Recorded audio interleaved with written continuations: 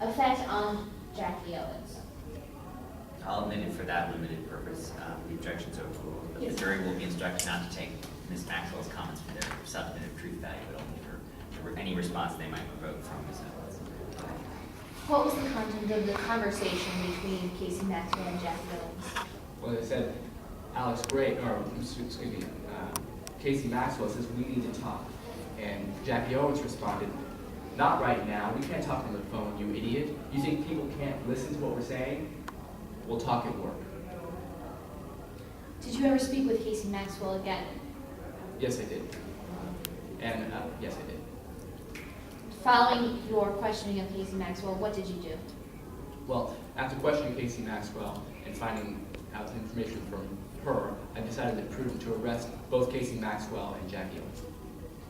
Now, Detective Finch, did you ever find a weapon connected with the disappearance of Jacob Bennett?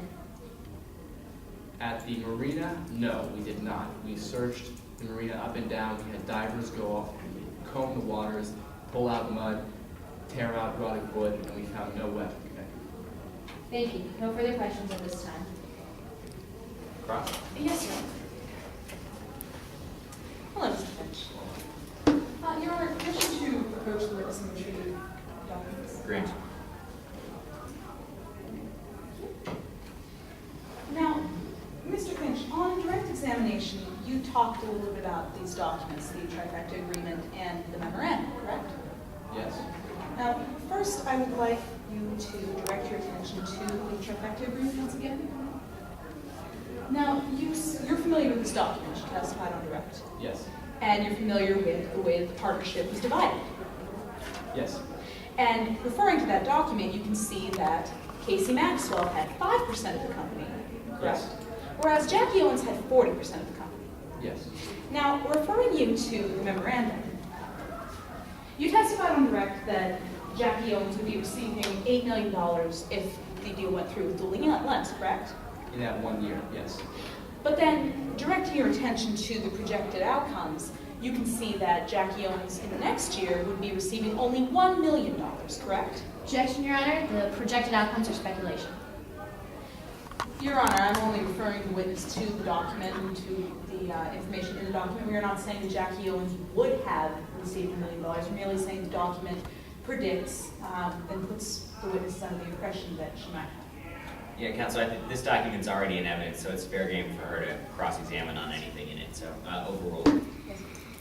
Now, directing you back to the document, so the next year, Jackie Owens was slated to receive only $1 million. Yes, correct. So, in essence, Jackie Owens would have lost money from this agreement. Well, actually, I don't know that for sure, no, because we only see evidence of this one occupation. So, I know that she would only have received $8 million the first year and then $1 million the next year, but I can't answer the question, would she lose money? I don't know anything about her other financial Mr. Finch, directing you back to my question, you can see from these documents how much Jackie Owens had stake in the company, correct? And you can see that the company was worth $20 million from these documents, correct? Dueling Lens thought it was worth $20 million. It's $20 million. Jackie Owens had 40% of this $20 million. Yes. Therefore, $1 million would have been a loss as to Jackie Owens' income in this particular matter, correct? In her occupation with Trifecta Entertainment, she would be making less, yes. Thank you, Mr. Finch. Permission to approach and retrieve? Go ahead. Now, Mr. Finch, I'd like to talk to you a little bit about your investigations. Now, it's fair to say that murders are not common in Midlands, correct? No, they're not. In fact, according to you, murders occur perhaps once every other year. That's correct. And in the past 3 years, you can remember only one murder, correct? That's right. Now, your general line of work pertains mostly to other sorts of investigations, correct? I'm not sure I understand the question. What kinds of work? I can rephrase, Mr. Finch. Usually in your line of work, then, you don't investigate homicides. In the past 3 years, I've investigated only one. That's right. You investigate narcotics cases, I have yes, and kidnappings, yes. and mostly financial fraud cases. I specialize in financial fraud cases, but as you said, I investigate lots of narcotic cases, kidnapping cases, rape cases, cases of violence, cases that require things to be hidden, cases that require things to be hidden. So, Mr. Finch, directing you back to my question, you don't have a lot of experience investigating murder cases, do you? that's not true. Mr. Finch, let's be clear. You've testified that in the past 3 years, there's only been one murder case in Midlands, correct? And most of your investigations deal with financial fraud cases, correct? I specialize in financial crimes. That's not really most of my experiences in that. All right. So most of your experience, you would agree with me, is not in homicide either. For the past 3 years, no. Thank you, Mr. Finch. So you would agree with the statement that in this case, you could have done a better job. Yeah, there were some areas where I could have done things a little bit more cleanly. Some areas where I thought I could have done a better job getting the correct information, yes. And this is because murder cases are harder to investigate than other kinds of cases. Yeah, there's a lot of difficult things that you have to accomplish in murder cases, mainly because a lot of people want to lie and don't like telling the truth. People don't have, yeah. So, Mr. Finch, directing back to my question, it's harder to investigate a murder case. That's what I said earlier, yes. Now, Mr. Finch, I would like to talk to you about some other aspects of your investigation. Now, during the course of your investigation, you spoke to some people that you believe to have been connected to the crime, correct? Yes, I did. And one of these people, as you testified on direct, was Sidney Michaels. No, I didn't testify to that on direct. Oops. Well, one of these people was Sidney Michaels. I did not think that Sidney Michaels was involved in the crime, no. Mr. Finch, that wasn't my question. You spoke to Sidney Michaels, didn't you? Yes. And you talked to Ms. Michaels when you went to look at the videotape that you testified about on direct. Yes. And during this conversation with Ms. Michaels, she indicated to you that there might have been other people involved. Yes, she did.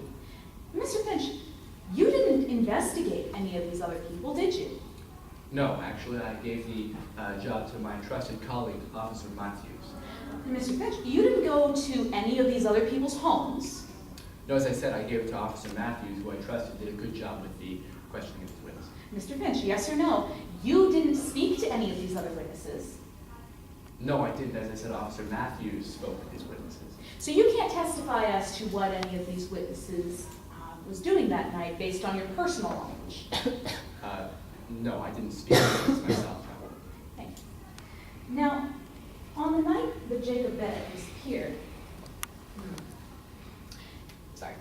directing you back to other aspects of your investigation, you say that you investigated the boat, Casey Maxwell's boat. Yes, I did. Now, when you investigated Casey Maxwell's boat, you didn't find any DNA evidence linking our client, Jackie Owens, to the crime, did you? No, I did not find any DNA, no. And when you investigated Jackie Owens' home, you didn't find anything incriminating, did you? No, I didn't. Thank you, Mr. Finch. Nothing further at this time. Redirect. No, Your Honor, I said the witness may be excused. Mr. Finch, you may step down. State like to call the next witness. Yes, Your Honor, the state calls Hunter Baxamusa to the stand. Ms. Baxamusa, please step forward and you're considered sworn. Good evening, Ms. Baxamusa. Would you please take your name for the court? My name is Hunter Baxamusa. And what do you do for a living, Ms. Baxamusa? Well, I study, and I read books, and I talk to my mom, and I help her with the dishes.